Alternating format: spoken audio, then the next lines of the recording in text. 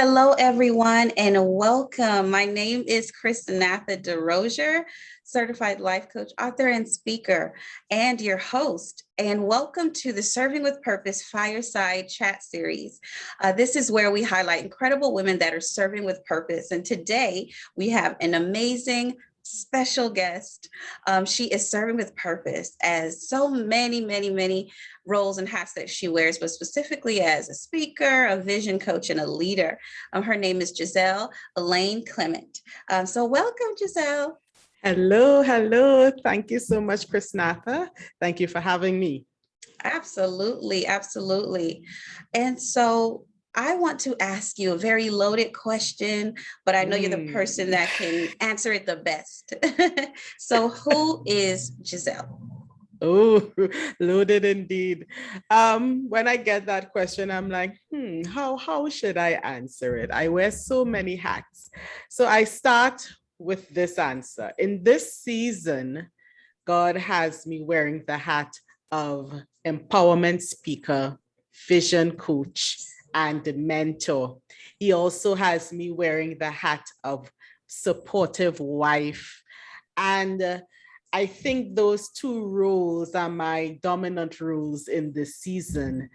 I am a woman of God, and I say that not as a cliche, but as a statement, as we will get into the conversation, that is the core of the matter, that your faith drives you, and that your faith ties everything together. So my role as a wife, my role as a speaker, coach, and mentor is hinged upon my role as a woman of God. So that's Jiselle. That is who Jiselle is.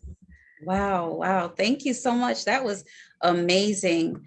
And I love that you said that everything starts with our faith. Yes. And I love that. I love that so much. For the ladies watching, I know sometimes as women of faith, you can feel like you're one-dimensional, right? You have to be this one thing. But like you said, everything springs from our faith. That's the core of who we are. And then everything else, it comes from that. So I absolutely love that. You are the creator and host of Pearls of Wisdom podcast. Correct. Which is amazing, by the way. So you guys have to make sure to check that out. For those who aren't familiar as of yet, what are some of the topics that are discussed on the podcast? Sure. So the name Pearls of Wisdom, it stems from your experiences, your life experiences. And so these are the pearls that we gain throughout our life, our walk with God, and our journey through life. And so we speak about topics that intersect faith and life. And so it can run the gamut of vision, goal setting. We do a lot of leadership topics, showing women of faith that they are leaders wherever they are. I always say you are a leader in the boardroom, but you are also a leader in the home. And so how do I put the two together? We speak about topics like that. We also do practical topics, things that really affect women of faith, like motherhood, parenting teenagers, co-parenting. Yes, women of faith, they deal with the issue of co-parenting. So we speak about it. Starting a business, entrepreneurship. We want to give women of faith the tools as leaders in every sphere of life. Resilience, mindset, self-care. These are some of the topics that we touch on the Pearls of Wisdom podcast, showing them that your pearls that you garner, that you get, they are not in vain, and you can apply them in every season of life. Yes. That is so amazing. I love that you focus on women being so well-rounded. Yes. You know, oftentimes I speak to women, I don't know why or who gave us the idea that we have to be in this box and we cannot transfer our skills, right, into the home, and that we have to just, if I'm mom, that's all I can be. If I'm a wife, that's all I can be. And I think we're so multidimensional, and God has given us so many gifts and abilities and talents. And so I love that you are teaching and mentoring women on how to do it all. Yes, how basically. to do it all. I love that. That is wonderful.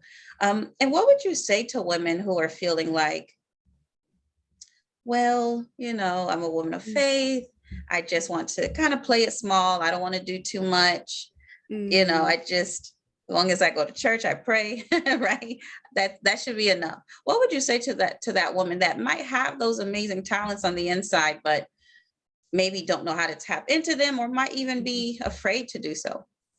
You see, it's all based on expectations, Chrisnatha.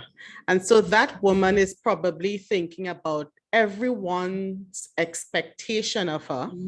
And therefore, she has limited herself because she's not turning the torchlight inward. And so I would tell that woman, forget about everyone else. Tap into what God has said about her, and it's already in the word, and start there. Small steps. This is what I'm going to do because God says I can do it.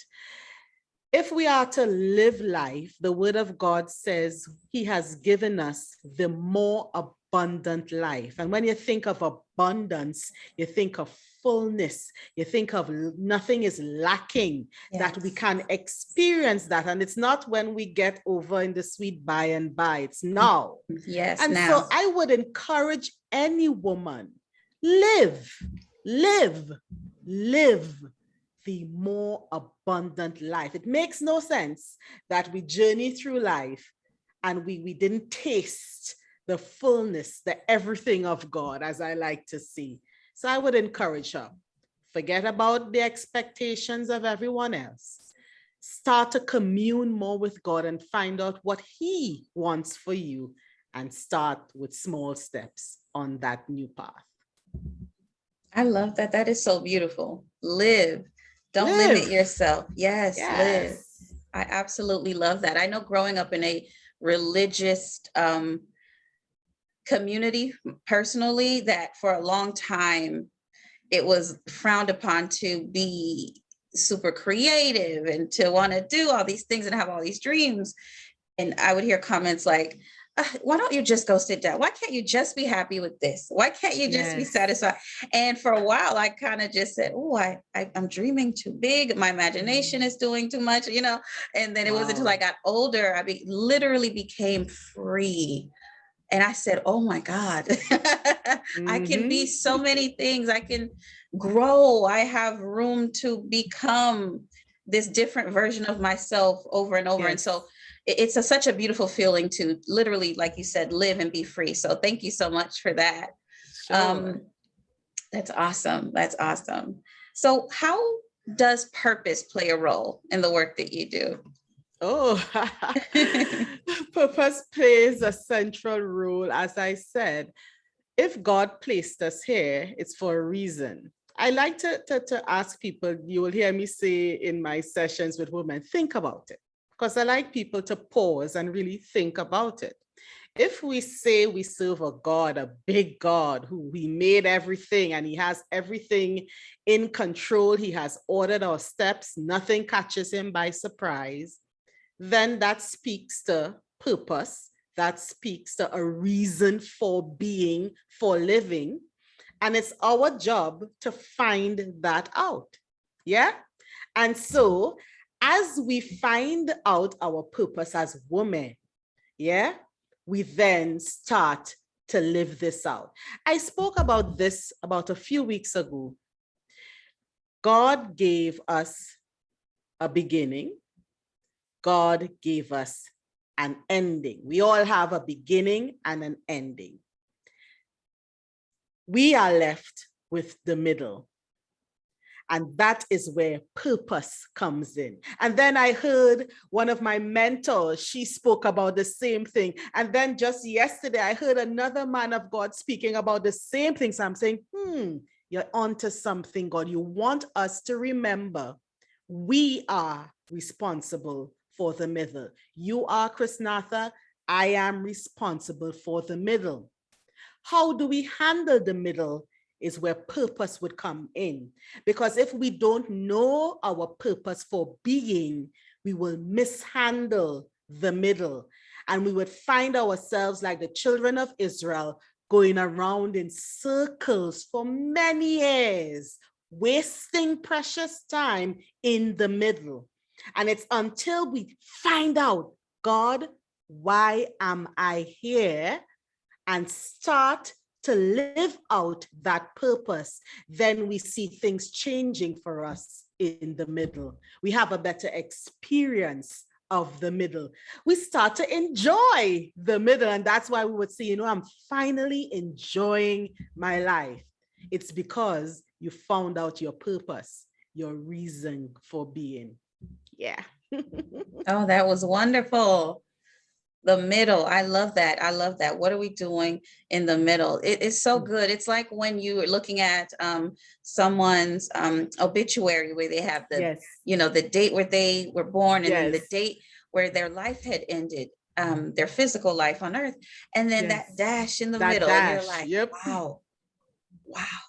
And you begin to read, this happened, they did this, and you're like, wow, what a life, right? And so that is awesome. And I love what you said, Jiselle, because I believe that it's easy to get caught up in what's trendy and what's cool and what's happening. But if we work toward and work for the well done, I think that will begin to help our perspective. Yes. That well done, my good and faithful servant. Just focus, God, what would you have me be doing? And also, I just want to also add with purpose. I know it's this huge thought, right? But I also encourage people to look at purpose in the sense of, for instance, purpose in your family, purpose on in the workplace, purpose in your relationships, right? What is my role here? How do I glorify God here? How do I make an impact here? So I do want to encourage people to also consider that as well, that you have purpose in every space that you occupy. So just wanted to encourage that. Thank you so much for that. That is awesome. What do you do in the middle? Awesome. What do you do? Yes. What would you say is one of the most challenging parts? Because I know you also help women with transition. So what would you say is one of the hardest parts about transition that you have seen through your work with women? So I would answer that question with first explaining what a transition is. It's your ability to manage the change on 4 levels: your mind, your behavior, your emotions, and your physical attributes. How does your physical body respond to a transition? And as I tell everyone, a transition could be anything. You're moving from one state to the next. I know, Chrisnatha, you experienced that. So again, the concept of how were you able to manage the change? And it is shown that the most difficult part on those 4 levels, out of those 4 levels, is the emotional aspect, because a transition is a death of sorts.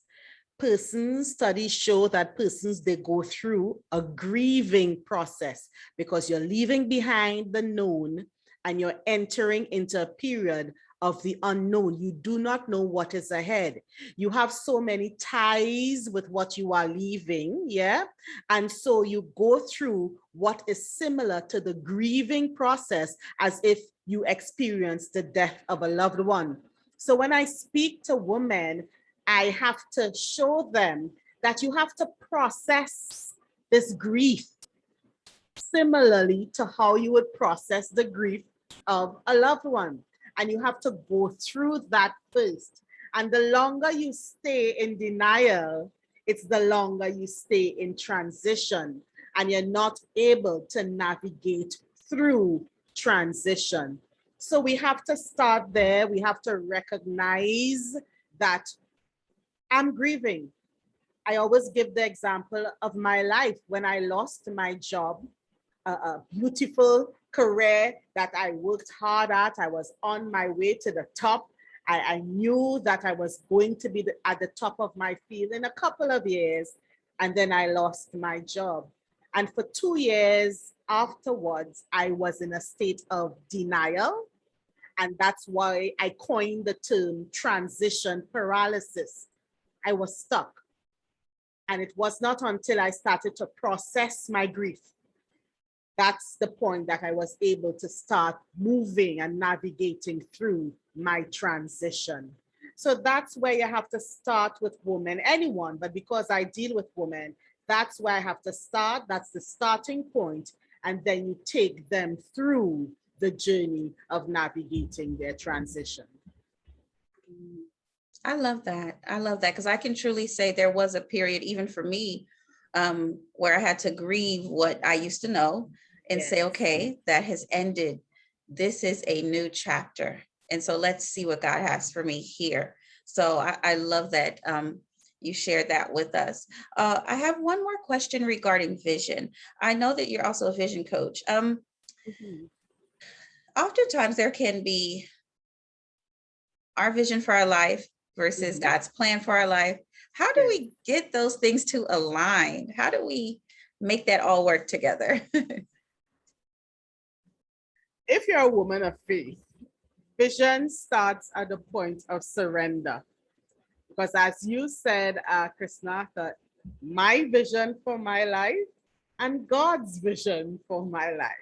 I had a vision for my life as it related to my career and everything that related to that. I mapped it out. I worked at it. But if I say I'm a woman of faith, then my life, my vision must come into submission to God's plan. Because if he says, I know the plans that I have for you, then I have to say, okay, God, there has been a shift and I need to find out how to navigate this shift. So it starts at the point of surrender. Because Chrisnatha, if we don't surrender our vision, then we will always be in that state of paralysis and disappointment and feeling as if we're stuck because we want to hold on to the plans that we had.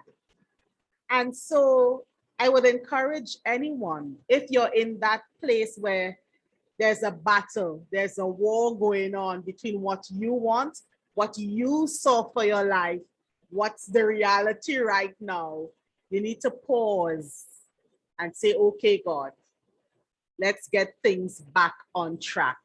What is your vision for my life? And you know, as a young Christian growing up, you would always hear that the best place to be is in the perfect will of God. And sometimes I used to be angry because I want what I want. And sometimes that was not what God wanted for me.